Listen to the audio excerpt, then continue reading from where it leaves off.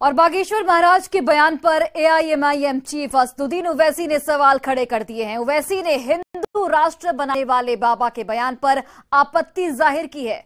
ओवैसी ने कहा कि बाबा जो कह रहे हैं वो संविधान के खिलाफ है। बाबा और ओवैसी के बीच बयानों पर घमासान आपको इस रिपोर्ट के जरिए दिखाते हैं।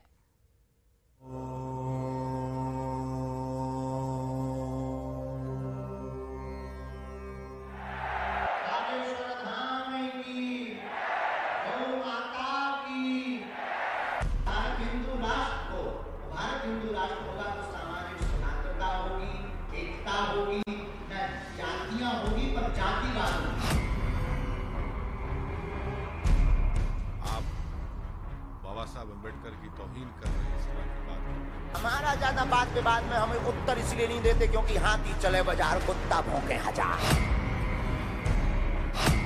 चैलेंज करने वालों को बाबा का चैलेंज। कोई भी मुकाबला कर ले। बागेश्वर महाराज ने दी मुकाबले की चुनौती। दूसरे पंथ का व्यक्ति बागेश्वर धाम का मुकाबला करते हम धूल चटाते। खुले मंच से हुंकार, विरोधियों को ललकार। बागेश्वर धाम का मुकाबला करते हम धूल चटाते। अब तक तो लोग बागेश्वर महाराज को ही चैलेंज करते थे। बागेश्वर महाराज के चमत्कार को चुनौतियां मिलती थीं, चमत्कार को साबित करने की डेडलाइन दी जाती थी। लेकिन अब बाबा धीरेन्द्र कृष्ण शास्त्री ने इस अपनी भूमिका और चैलेंज करने की इस परंपरा को ही बदल डाला। चैलेंज करने का जिम्मा बाबा बागेश्वर ने खुद उठा लिया है। निशाना उन लोगों पर साधा जा रहा है जो लोग सनातन पर सवाल खड़ा करते हैं। ऐसे लोगों को सनातन के बहाने बाबा अपने मंच से खुला चैलेंज पेश कर रहे हैं, धूल चटा देने का दम भर रहे हैं। अब तक सनातन धर्म को केवल तर्क के आधार पर सिद्ध किया जाता था। हम दूसरे पंथों के लोगों को अपने गुरुदेव भगवान के चरणों के बल से और बागेश्वर हनुमान जी महाराज के बल से कहते हैं। अगर कोई कहे कि सनातन धर्म में कुछ भी नहीं, तो पूरी दुनिया के कोई भी दरबार या शक्ति का दूसरे पंथ का व्यक्ति बागेश्वर धाम का मुकाबला करते हम धूल चटाते। बाबा बागेश्वर इन दिनों रहे समारोह में पहले महायज्ञ और फिर 121 कन्याओं के विवाह का व्यस्त कार्यक्रम चल रहा है।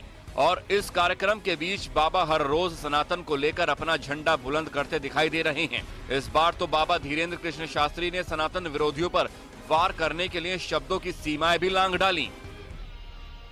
कोई भी मुकाबला कर ले और कोई ये कह दे कि बात शक्तियां नहीं होती या भगवान नहीं होते, ये संत पाखंडी होते हैं या इनके ही लोग होते हैं, इनकी ट्रिक होती है या विज्ञान होते हैं, हम उनको नंगा करके भेजेंगे।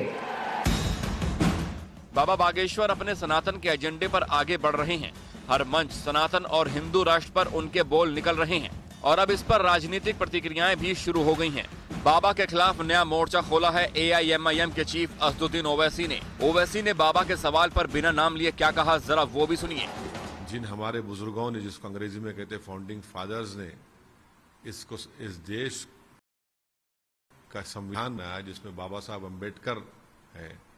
आप बाबा साहब अम्बेडकर की तौहीन कर रहे हैं इस तरह की बात करके। एक ऐसा देश है जिस देश का कोई मजहब नहीं है, आप कैसे कह रहे हैं और कैसे सरकारें खामोश बैठी हैं इस बारे में?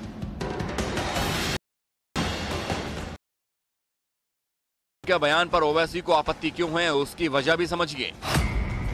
बागेश्वर महाराज सनातन धर्म की बात करते हैं, बागेश्वर महाराज अखंड भारत की बात करते हैं, बागेश्वर महाराज हिंदू राष्ट्र की बात करते हैं और बाबा के इन्हीं बोलों पर ओवैसी को कड़ी आपत्ति है।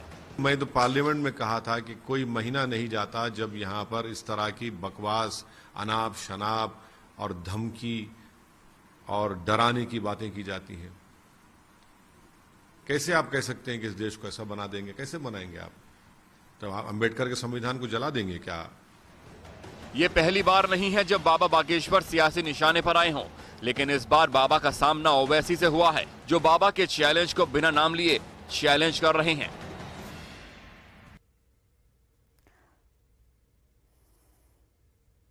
और बाबा बागेश्वर आजकल पाकिस्तान में भी ट्रेंड कर रहे हैं। पाकिस्तान में धीरेन्द्र शास्त्री की चमत्कार वाले पर्चे की आजकल खूब चर्चा हो रही है। हाल ही में बाबा धीरेन्द्र शास्त्री ने ऐसा कुछ कह दिया कि उनके चमत्कार की चर्चा इस तरह फैली कि पाकिस्तान में लोग छिपकर इनका वीडियो देख रहे हैं। इस रिपोर्ट को आप देखिए।